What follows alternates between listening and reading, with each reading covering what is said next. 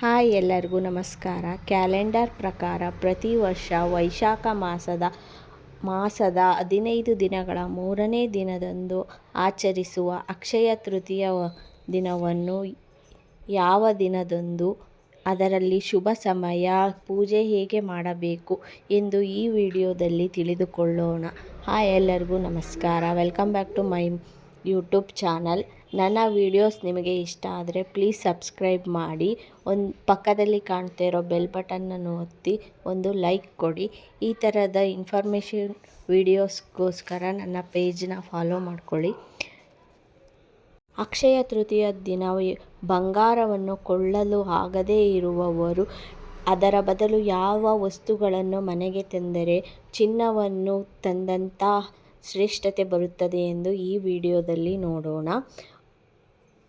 ಮೊದಲನೆಯದಾಗಿ ಅಕ್ಷಯ ತೃತೀಯವನ್ನು 2026ರಲ್ಲಿ ಏಪ್ರಿಲ್ 19ನೇ ತಾರೀಕು ಭಾನುವಾರದಂದು ಆಚರಿಸಲಾಗುತ್ತದೆ. ಈ ದಿನ ಶುಭ ಸಮಯ ಬೆಳಗ್ಗೆ 10:49 ಮಧ್ಯಾಹ್ನ 2:20 ಇರುತ್ತದೆ. ಇನ್ನು ತೃತೀಯ ತಿಥಿ ಪ್ರಾರಂಭ ಆಗೋದು.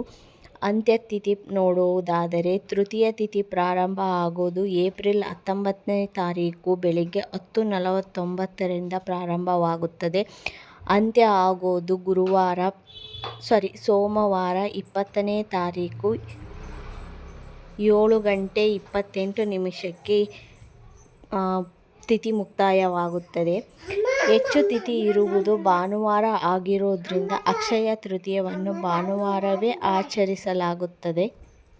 ಅಕ್ಷಯ ತೃತೀಯ ದಿನ ಚಿನ್ನ ಖರೀದಿಸಲು ಶುಭ ಸಮಯವೆಂದರೆ 19ನೇ ತಾರೀಕು ಭಾನುವಾರ ಬೆಳಗ್ಗೆ 10:49 ಏಪ್ರಿಲ್ 20ನೇ ತಾರೀಕು ಬೆಳಗ್ಗೆ 7:51 ಸಮಯವಿರುತ್ತದೆ.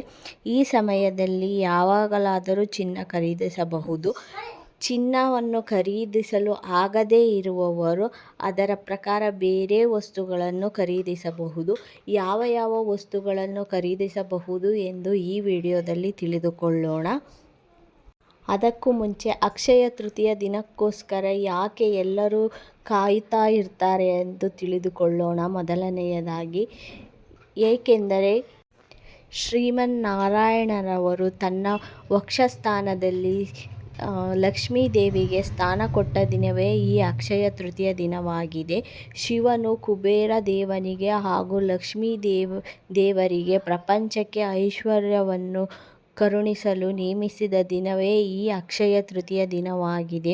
ಶಿವನು ತನಗೆ ಬಂದ ಬ್ರಹ್ಮಹತ್ಯಾ ದೋಷದಿಂದ ಮುಕ್ತನಾಗಲು ಅನ್ನಪೂರ್ಣೇಶ್ವರಿ ದೇವಿಯ ಹತ್ತಿರ ಅನ್ನ ಪಡೆದ ದಿನವೇ ಈ ಅಕ್ಷಯ ತೃತೀಯ ದಿನವಾಗಿದೆ.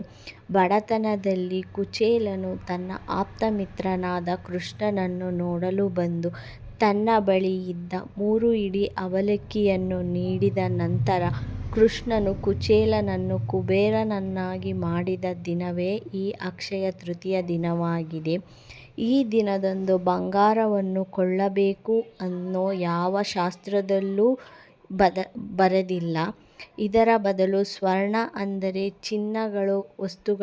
ಚಿನ್ನದಂಥ ವಸ್ತುಗಳನ್ನು ದಾನ ಮಾಡಿ ಅಥವಾ ಈ ದಿನದಂದು ದಾನ ಧರ್ಮವನ್ನು ಮಾಡಿದರೆ ಪುಣ್ಯಫಲಗಳು ದೊರೆತು ವಿವಿಧ ಶುಭ ಫಲಗಳು ದೊರೆತು ಯಶಸ್ಸು ಕಾಣುತ್ತದೆ ಎಂದು ಹೇಳಲಾಗುತ್ತದೆ. ಅಕ್ಷಯ ತೃತೀಯ ದಿನ ಯಾವೆಲ್ಲ ವಸ್ತುಗಳನ್ನು ಮನೆಗೆ ತರಬೇಕು ಅಂತ ನೋಡೋದಾದರೆ, ಮೊದಲನೆಯದಾಗಿ ತುಳಸಿ ಗಿಡ ಮನೆಗೆ ತರಬೇಕು. ಈ ತುಳಸಿ ಗಿಡದಲ್ಲಿ ಯಾರ ಮನೆಯಲ್ಲಿ ತುಳಸಿ ಗಿಡ ಇರುವುದಿಲ್ಲವೋ ಅವರು ಈ ತುಳಸಿ ಗಿಡವನ್ನು ಮನೆಗೆ ತಂದರೆ ಸಾಕ್ಷಾತ್ ಮಹಾಲಕ್ಷ್ಮಿಯೇ ಬಂದಂತೆ ಆಗುತ್ತದೆ.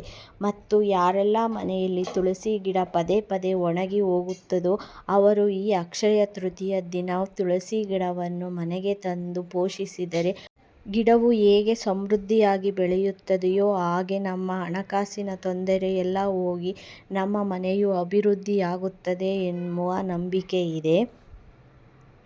ನಂತರ ಲಕ್ಷ್ಮೀ ದೇವಿಯ ಸ್ವರೂಪ ಎಂದು ಭಾವಿಸುವ ಕಲ್ಲುಪ್ಪನ್ನು ಮನೆಗೆ ತಂದರೆ ತುಂಬಾನೇ ಒಳ್ಳೆಯದು.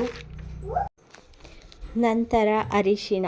ಅರಿಶಿಣವು ಬಂಗಾರದಂತೆ ಕಲರ್ ಇರುವುದರಿಂದ ಈ ಅರಿಶಿಣದ ಕೊಂಬು ಅಥವಾ ಅರಿಶಿಣದ ಪುಡಿಯನ್ನು ಅಕ್ಷಯ ತೃತೀಯ ದಿನ ಮನೆಗೆ ತಂದರೆ ಸಾಕ್ಷಾತ್ ಚಿನ್ನವನ್ನು ತಂದಂತೆ ಆಗುತ್ತದೆ.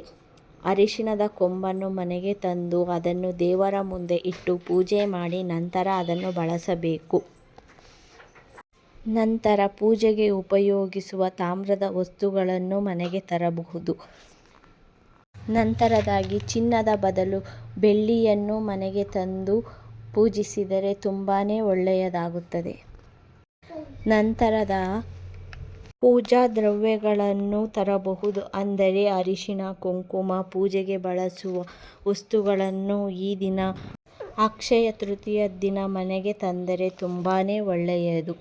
ನಂತರದಾಗಿ ಪೊರಕೆ, ಸಾಕ್ಷಾತ್ ಮಹಾಲಕ್ಷ್ಮಿಯ ಸ್ವರೂಪವೆಂದೇ ಕರೆಯುವ ಪೊರಕೆಯನ್ನು ಈ ದಿನ ಮನೆಗೆ ತಂದರೆ ಲಕ್ಷ್ಮೀ ದೇವಿಯೇ ಮನೆಗೆ ಬಂದಂತಾಗುತ್ತದೆ. ನಂತರದಾಗಿ ಹಳದಿ ಬಟ್ಟೆ, ಈ ದಿನವೂ ಹಳದಿ ಬಟ್ಟೆ ಮತ್ತು ಹಳದಿ ಕವಡೆಯನ್ನು ತಂದು ದೇವರ ಮುಂದೆ ಇಟ್ಟು ಪೂಜಿಸಬೇಕು. ಈ ದಿನದಂದು ಮನೆಯಲ್ಲಿ ಇರುವ ಎಲ್ಲರೂ ಒಳ್ಳೆಯದನ್ನೇ ಮಾತಾಡಬೇಕು. ನಿಮ್ಮೆಲ್ಲರಿಗೂ ಈ ವಿಡಿಯೋ ಇಷ್ಟ ಆಯಿತು ಅಂತ ಅಂದ್ಕೊಂಡಿದ್ದೀನಿ. ಪ್ಲೀಸ್ ಸಬ್ಸ್ಕ್ರೈಬ್ ಮಾಡಿ.